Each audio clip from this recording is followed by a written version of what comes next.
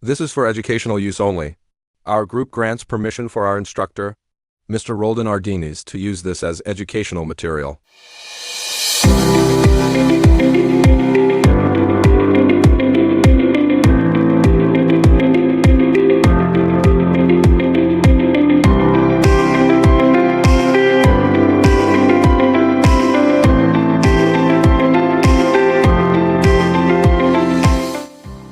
Learning objectives LO 6.1. Define the term Global South. LO 6.2. Differentiate the Global South from the Third World. LO 6.3. Analyze how a new conception of global relations emerged from the experiences of Latin American countries. Topics. Define the term Global South, Global North. The global divide, develop, ascend. The global divides the North and the South. Said the difference between Third World and Global South. 5. The new conception of global relations emerged from the experiences of Latin American countries. Good day! Today, let's talk about how the global divides the North and the South. Despite globalization, connecting economies and societies worldwide, inequality between nations still remains significant because some countries dominate global finance, trade, and technology, while others still struggle with poverty, debt, and underdevelopment. This divide is often explained using the term Global North and Global South. However, these are not just simply geographical labels. They represent differences in economic power, historical experiences, and political influence. In this report, we will going to define the terms about, first, how the global divides develop. Second is, differentiate the term Global South from the concept of the Third World. And lastly, is analyze how Latin American experiences reshape the global thinking about inequality.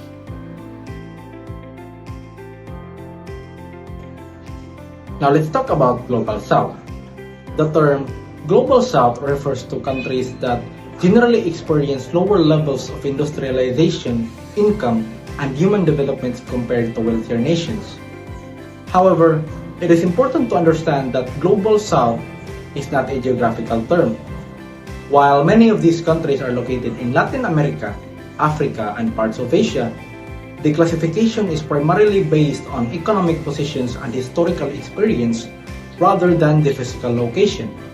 Now, the concept highlights shared industrial conditions including histories of colonization, dependence on exporting primary commodities, and the limited influence in international economic institutions. Rather than just suggesting inferiority, the term emphasizes how global systems of trade, finance, and politics can shape development outcomes. In this sense, the Global South represents countries that are positioned at a disadvantage within the global economic structure, not because of inherent weakness, but because of historical and systemic inequalities. Defining the Global North. The Global North refers to economically developed and industrialized nations such as the United States, Japan, Germany, and Canada. So these countries typically have a high GDP income levels, advanced technology and infrastructures, strong political influence in global institutions. So the Global North plays dominant in role in international trade, finance, and decisions making. Many multinational corporations and financial institutions are based in these countries. Good day everyone. So now I will explain how the global divide developed. The global divide developed through a historical process that created inequality between nations. First is colonialism, allowed European powers to extract resources and labor from Asia, Africa, and Latin America, and countries like the United Kingdom, France, and Spain and Portugal controlled colonies that supplied raw materials such as gold, cotton, and sugar.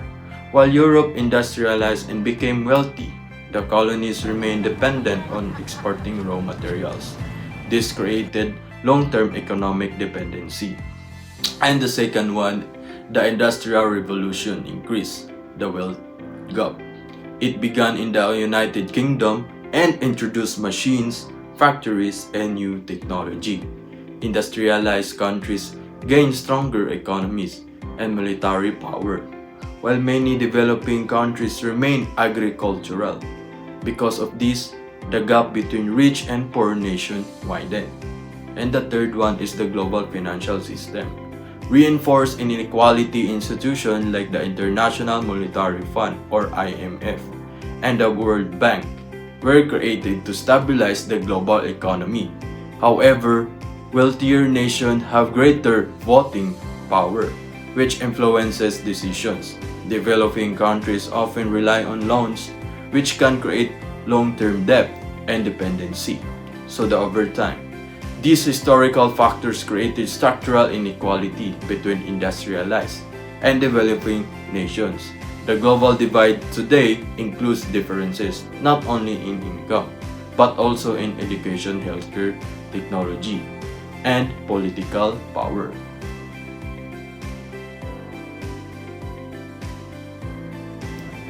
Economic differences. Economically, the global north has diversified industries, advanced manufacturing, and strong service sectors. In contrast, many global south countries rely heavily on exporting raw materials such as minerals, agricultural products, or oil.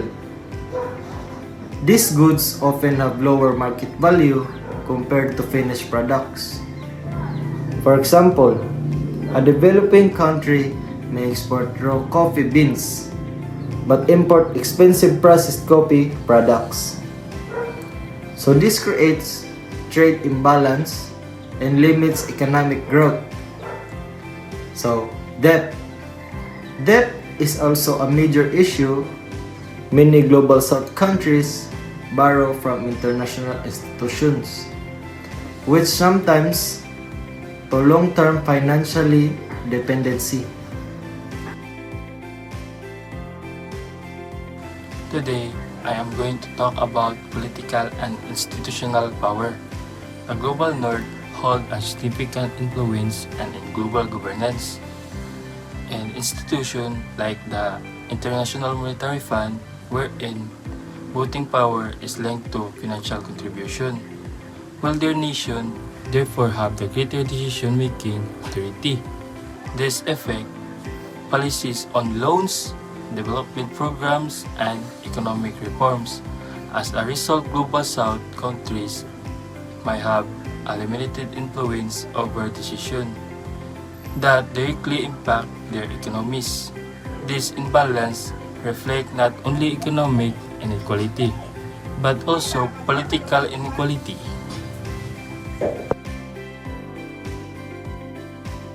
Third World versus Global South. The term Third World emerged during the Cold War. Countries aligned with the United States were called the First World. Countries aligned with the Soviet Union or the Second World does not align with either level, the Third World. However, the term became problematic because it suggested inferiority. It focused on political alignment rather than structural inequality.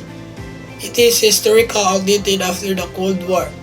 The term Global South is now preferred because it highlights economic and historical realities rather than Cold War politics.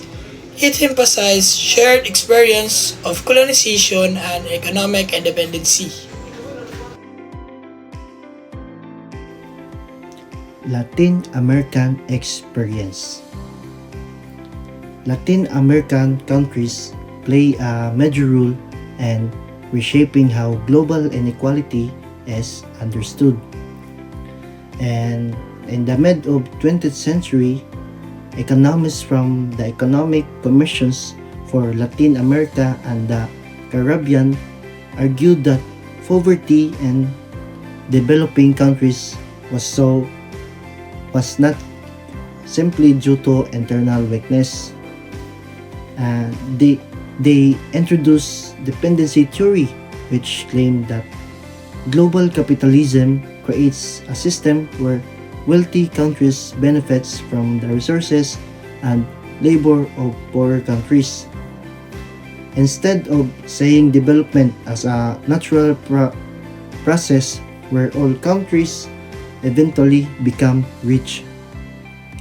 Dependency theories argue that the system itself keeps some countries dependent. New conception of global relations.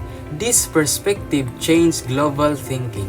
Rather than blaming developing countries for being behind, scholars began analyzing structural inequality in global trade and finance.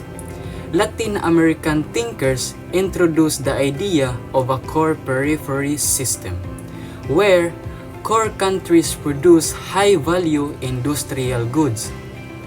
Peripheral countries supply raw materials. This shifted global discussions from individual national failure to systematic global imbalance. This new conception continues to influence debates about trade reform, debt relief, and economic justice today. In conclusion, the divide between the global north and global south is rooted in historical processes such as colonialism, industrialization, and unequal trade systems. The term Global South provides a more accurate and respectful framework than the outdated term Third World. The term Third World originally referred to countries that were not aligned with either the United States or the Soviet Union during the Cold War. Over time, it became associated with the poverty and underdevelopment. Today, it is considered outdated and is often replaced with terms like Global South, which are seen as more accurate and respectful. The experience of Latin American countries helped transform how scholars understand global inequality, emphasizing structural relationships rather than simple development gaps. Understanding these global divides as essential in addressing modern global issues such as trade inequality, debt crisis, and sustainable development.